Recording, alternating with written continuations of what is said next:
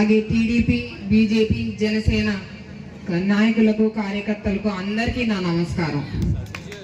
మాకు ఇంత ఘన స్వాగతం, అపూర్వ స్వాగతం పలికిన తిమ్మాపురం గ్రామ ప్రజలందరికీ పేరు పేరున నా కృతజ్ఞతలు, ధన్యవాదాలు.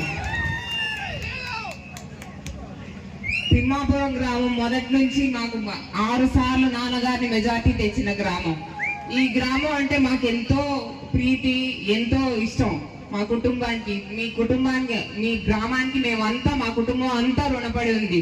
ప్రతిసారి మెజార్టీ తీసుకొచ్చారు. ఇంతే ఆదరణ, ఇంతే ఆప్యాయత రేపు పొద్దున్న ఓట్ల వర్షంతో నన్ను అత్యధిక మెజారిటీతో గెలిపిస్తారని ఆశిస్తున్నాను. మీ అందరినీ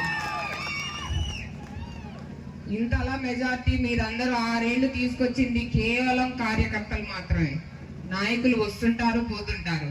కానీ టీడీపీ పార్టీకి ముఖ్యంగా నిలబడింది కార్యకర్తలు. ఎప్పుడు చెక్కు చెదరకుండా ఉన్నారు అంటే అది కేవలం కార్యకర్తలు. వారికి ఎప్పుడు నేను నిలబడి ఉంటాను, వారికి హామీ ఇస్తున్నాను. నేను ఎప్పుడు వారికి అండగా ఉంటాను. తప్పకుండా రేపొద్దున మన టీడీపీ ప్రభుత్వం రాగానే వారికి సముచిత స్థానాలు కల్పించి వారికి ఎప్పుడు అండగా ఉంటానని హామీ ఇస్తున్నాను. ఎక్కడికి వెళ్ళలేదు, ఇక్కడే ఉండి తుని ప్రజలకి అండగా నిల్చుంటాను. యనమల కుటుంబం అంటే పబ్లిక్ సర్వీస్ చేసే కుటుంబం. ఆ విషయం మీ అందరికీ తెలుసు. మా చిన్నప్పటి నుంచి, మా తాతల నాటి నుంచి వస్తుంది సర్వీస్ చేయడం. అదే బాటలో నేను పయనిస్తున్నాను. తప్పకుండా మీరందరూ నన్ను ఆశీర్వదించండి. రాబోయేది జనసేన, టీడీపీ ప్రభుత్వం, బీజేపీ కూటమితో కూడిన ప్రభుత్వం. చక్కగా అభివృద్ధి, సంక్షేమం పథకాలు అన్ని చక్కగా అమలు అవుతాయి. ఇవన్నీ మన తుని నియోజకవర్గంలో కూడా అమలు అవ్వాలంటే మన తుని నియోజకవర్గంలో టీడీపీ జెండా రెపరెపగా ఆడాలి. అలాగే కాకినాడ ఎంపీ అభ్యర్థి గ్లాస్ గుర్తు మీద కూడా ఓటేసి వారిని గెలిపించమని మనస్ఫూర్తిగా కోరుకుంటున్నాను. జై హింద్, జై తెలుగుదేశం, జై జనసేన, జై బీజేపీ. ఎంపీ అభ్యర్థి అయినటువంటి ఉదయ శ్రీనివాస్ గారికి, అదేవిధంగా సోదరుడు యనమల రాజేష్ గారికి, అదేవిధంగా వేదిక మీద అయినటువంటి తెలుగుదేశం, జనసేన, బీజేపీ నాయకులందరికీ కూడా పేరు పేరున నమస్కారం అండి. అదేవిధంగా కార్యక్రమానికి అధిక సంఖ్యలో ఇచ్చేసినటువంటి సోదరీమణులందరికీ కూడా పేరు పేరున హృదయపూర్వక నమస్కారాలు తెలియజేసుకుంటా ఉన్నాను. ఈరోజు తెలుగుదేశం పార్టీ ప్రతిపక్ష నేత, అదేవిధంగా మాజీ ఫైనాన్స్ మినిస్టర్ గారు అయినటువంటి మన ఎమ్మెల్సీ యనమల రామకృష్ణుడి గారు అంటే మీకు అందరికీ తెలియదు కాదు. ఎన్నో సంవత్సరాల అనుభవం. రాష్ట్రాన్ని చంద్రబాబు నాయుడు గారు ముందుకు నడిపించడంలో ఎంత బాగా కృషి చేశారో ఆ కృషి వెనుక యనమల రామకృష్ణ గారి కృషి కూడా ఎంత ఉందని చెప్పేసి మీ అందరికీ తెలియజేసుకుంటా ఉన్నాను. అటువంటిది వారి కుమార్తె ఈరోజు యనమల దివ్య గారిని ఈ తిరు నియోజకవర్గానికి ఎమ్మెల్యే అభ్యర్థిగా నిలబెట్టినప్పటి నుండి కూడా మేమందరం కూడా గమనిస్తూ ఉన్నాం. ఇందాక పెద్దలు చెప్తా ఉన్నారు, ప్రోటోకాల్లో పెరిగింది ఆమె, అసలు ఏమీ తెలియదు. అటువంటిది బయటకు వచ్చినప్పటి నుండి ప్రజలందరితో మమేకమే తిరుగుతుంటే మేమే ఆశ్చర్యపోయామని చెప్పి నాకు ఈ ఎలక్షన్ పరంగా తుని నియోజకవర్గానికి అబ్జర్వర్గా వేసినప్పటి నుండి కూడా నేను చూస్తూ ఉంటే చాలా మార్పు కనిపిస్తూ ఉంది. ఈరోజు కంపల్సరీ తునిలో తెలుగుదేశం జెండా రెపరెపలాడాలని చెప్పి మిమ్మల్ని అందరినీ మనస్ఫూర్తిగా కోరుకుంటా ఉన్నాను. ఎందుకంటే మీ ఇంటి బిడ్డ, అదేవిధంగా మీ అక్క చెల్లి పోటీలో ఉందని చెప్పేసి భావించి మీ అందరూ కూడా ఒకటే ఆయుధం ఓటు వేసి మంచి మెజారిటీ ఇవ్వాలని చెప్పి కోరుకుంటా ఉన్నాను. అదేవిధంగా ఉదయ శ్రీనివాస్ గారి గురించి కూడా 2 మాటలు చెప్పుకోవాలి. ఎందుకంటే తంగెల్లో ఉదయ శ్రీనివాస్ గారు పవన్ కళ్యాణ్ గారికి అత్యంత సన్నిహితుడు, మనం గెలిపించుకోవాలని చెప్పి ఒక పక్క చెప్తానే ఉన్నారు. అదేవిధంగా ఇంకోటి కూడా మీరు అందరూ తెలుసుకోవాలి, టీ టైమ్స్ శ్రీనివాస్ గారు అంటే కూడా ఈవినింగ్. ఎందుకంటే ఒక ఎంటర్ప్రినర్గా ఆయన అధికారంలో లేకపోయినా ఎటువంటి ఇది లేకపోయినా సరే ఎంతో మందికి ఉపాధి అవకాశాలు కల్పించినటువంటి వ్యక్తి. అటువంటిది ఆయనకి ఎంపీగా అవకాశం ఇచ్చినట్టయితే ఇంకెంత బాగా అభివృద్ధి చెందుతుంది మన జిల్లా అని చెప్పి మీరందరూ కూడా ఆలోచించి అటువంటి వ్యక్తిని మంచి మెజారిటీ ఇచ్చి గెలిపించుకోవాల్సిన బాధ్యత మీ అందరి మీద ఉందని చెప్పేసి కూడా కోరుకుంటా ఉన్నాను.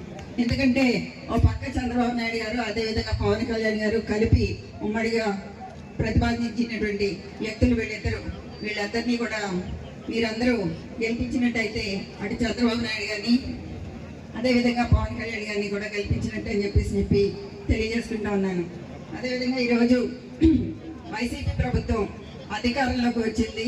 జగన్మోహన్ రెడ్డి గారు ఒక్క అవకాశం అని చెప్పి అందరినీ అడిగి అధికారంలోకి వచ్చినప్పటి నుండి చేసింది ఏంటి అంటే కేవలం ప్రతిపక్ష నాయకుల మీద కక్షపూరితంగా కేసులు పెట్టి జైలు పాలు చేయడం తప్ప, వాళ్ళని హింసించడం తప్ప చేసింది అయితే మాత్రం ఏమీ లేదు.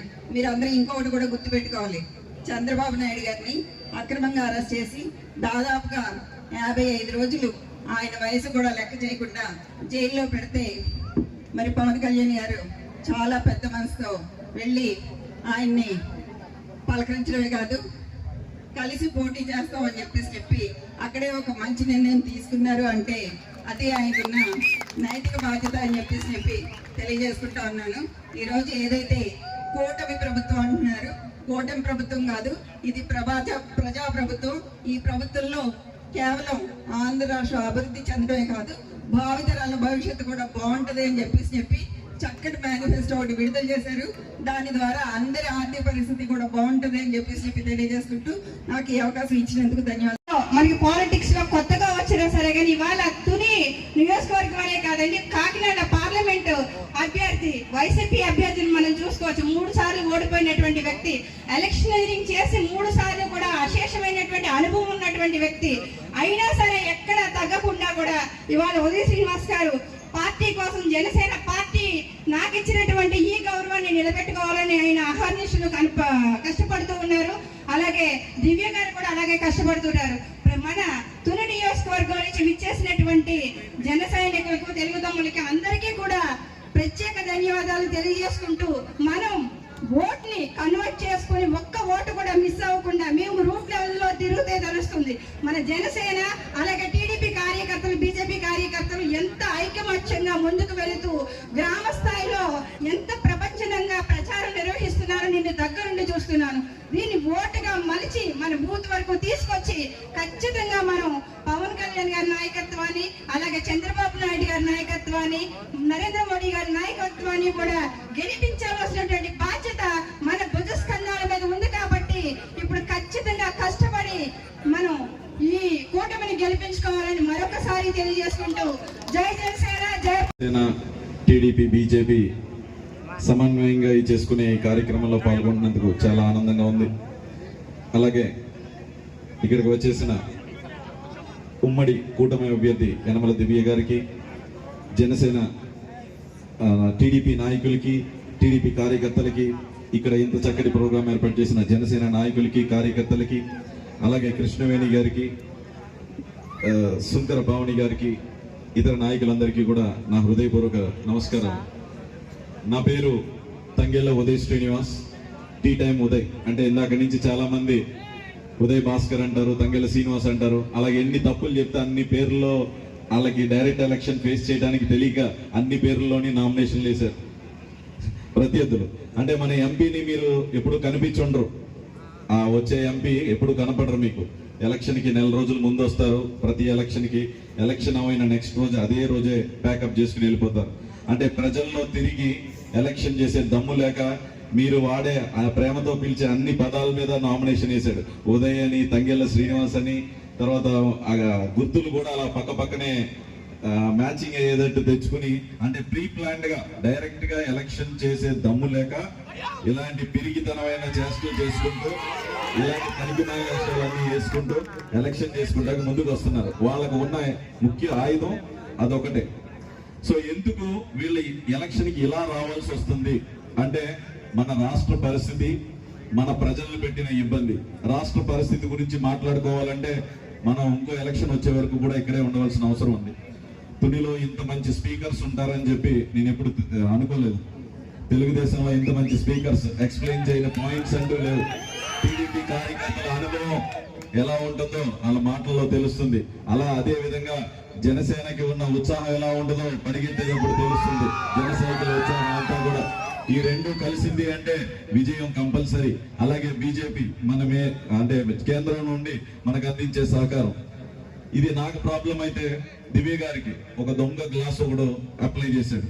అది పనికిమాలిన గ్లాస్. అది అందులో పట్టుకొచ్చి ఎక్కడైనా ఒక అప్లై చేసి వేరే పేరుతో గ్లాస్ గుర్తు తెచ్చేసుకుందాం అని చెప్పి ఇక్కడ కూడా మోడీ చేద్దామని చెప్పి దిగారు వాళ్ళు ఎమ్మెల్యేకి ఎంపీకి డైరెక్ట్ ఎలక్షన్ వాళ్ళు ఫేస్ చేసే దమ్ము లేక రెండింటిలో కూడా ఇలా దొడ్డిదారుల నుంచి వస్తున్నారు. డైరెక్ట్ ఎలక్షన్ ఫేస్ చేయడం అంటే ప్రజల్లో తిరగటం, ప్రజా సమస్యలను తెలుసుకోవటం, వాటి మీద పోరాడటం, వాటిని తీర్చడం. కానీ ఈ ప్రభుత్వం ఏం చేసింది? ఆయన అక్కడ ఏసీ రూమ్ లో కూర్చున్నారు, ఈయన ఇక్కడ ఏసీ రూమ్ లో కూర్చున్నారు.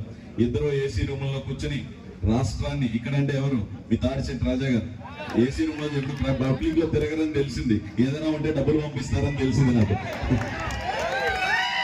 అంతే తప్ప ప్రజల్లో తిరిగి సమస్యలు తెలుసుకునే నాయకుడు కాదని నాకు తెలిసింది. సో అలాగే ఆ రాష్ట్రాన్ని వాళ్ళు ఏం చేశారు అంటే 12.5 లక్షలు టు 13 లక్షల కోట్లు అప్పు చేశారు.